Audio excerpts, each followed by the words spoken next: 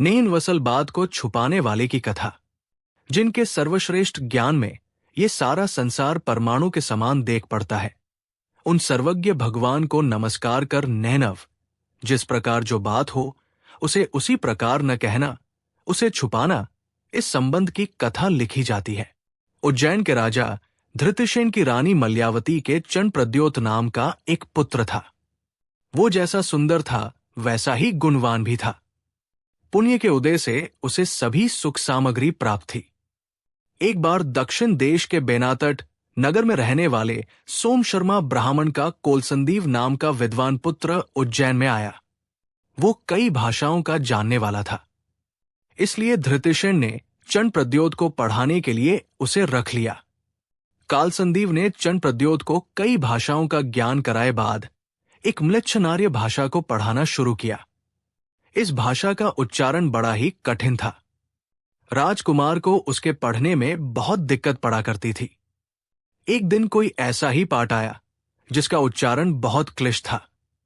राजकुमार से उसका ठीक ठीक न बन सका। कालसंदीव ने उसे शुद्ध उच्चारण कराने की बहुत कोशिश की, पर उसे सफलता प्राप्त न हुई। इससे कालसंदीव को कुछ गुस्सा आ गया। गुस्से में आकर उसने राजकुमार को एक लात मार दी। चंद्रप्रद्योत था तो राजकुमार ही, सो उसका भी कुछ मिजाज बिगड़ गया। उसने अपने गुरु महाराज से तब कहा, अच्छा महाराज, आपने जो मुझे मारा है, मैं भी इसका बदला लिए बिना न छोड़ूंगा। मुझे आप राजा होने दीजिए, फिर देखिएगा कि मैं भी आपके इसी पाव को काट कर ही रहूंगा। सच है, बालक कमबुद्धि हुआ ही करते हैं। कालसंदीव कुछ दिनों तक और यहां रहा, फिर वो यहां से दक्षिण की ओर चला गया। उधर कालसंदीव को एक दिन किसी मुनि का उपदेश सुनने का मौका मिला। उपदेश सुनकर उसे बड़ा वैराग्य हुआ। वो मुनि हो गया। इधर धृतसेन राजा भी चंद्रप्रद्योत को सब राजकाज सौंपकर साधु बन गया। राज्य की बागडोर चंद्रप्रद्योत के हाथ में आई। इसमें कोई संदेह नहीं कि चंद्रप्रद्योत ने भी राज्य शासन बड़ी नीति के साथ चलाया। प्रजा के हित के लिए उसने कोई बात उठा न रखी। एक दिन चंद्रप्रद्योत पर एक यवनराज का पत्र आया। भाषा उसकी अनार्य थी। उस पत्र को कोई राजकर्मचारी न बांध सका। तब राजा ने उसे देखा तो वो उससे बंच गया। पत्र पढ़कर राजा को अपने गुरु कालसंदीव पर बड़ी भक्ति हो गई।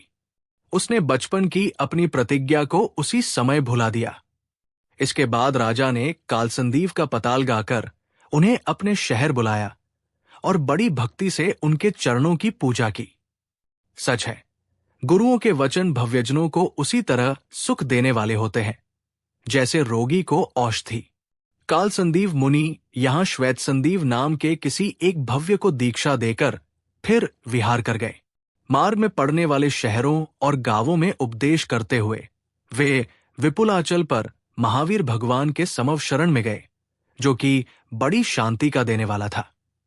भगवान के दर्शन कर उन्हें बहुत शांति मिली। वंदना कर भगवान उपदेश सुनने के लिए वे वहीं बैठ गए। श्वेतसंदीव मुनि भी इन्हीं के साथ थे। वे आकर समव शरण के बाहर आतापन्योग द्वारा तप करने लगे। भगवान के दर्शन कर जब महामंडलेश्वर श्रेणिक जाने लगे, तब उन्होंने श्वेतसंदीव मुनि को देखकर पूछा, आपके गुरु कौन है? किनसे आपने ये दीक्षा ग्रहण की? उत्तर में श्वेतसंदीव मुनि ने कहा, राजन, मेरे गुरु श्रीवर्धमान भगवान है। इतना कहना था कि उनका सारा शरीर काला पड़ गया। ये देख श्रेणिक को बड़ा आश्चर्य हुआ। उन्होंने पीछे जाकर गंधर भगवान से इसका कारण पूछा।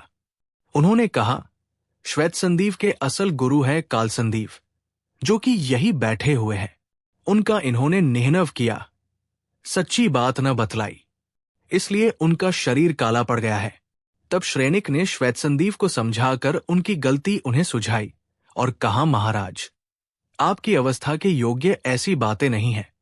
ऐसी बातों से पापबंद होता है, इसलिए आगे से आप कभी ऐसा न करेंगे।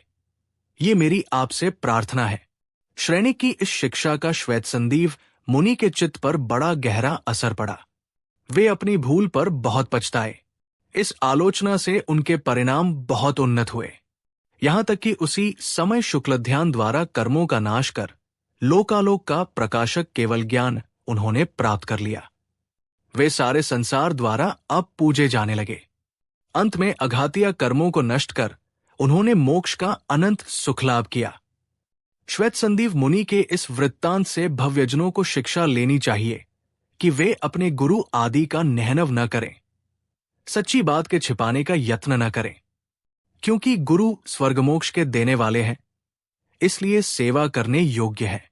वे श्री श्वेत संदीप मुनि मेरे बढ़ते हुए संसार को भव भ्रमण की शांति कर, मेरा संसार का भटकना मिटाकर मुझे कभी नाश न होने वाला और अनंत मोक्ष सुख दे, जो केवल ज्ञान रूपी अपूर्व नेत्र के धारक है, भव्यजनों को हित की ओर लगाने वाले हैं, देव विद्याधर चक्रवर्ती आदि महापुरुषों द्वारा पूज्य है और अनंत अचतुष्टय अनंत दर्शन, अनंत ज्ञान, अनंत सुख और अनंत वीर्य से युक्त है तथा और भी अनंत गुणों के समुद्र है। आराधना कथाकोश से 92वीं नियन बात को छुपाने वाले की कथा पूरी हुई। जिन वाणी माता की जय।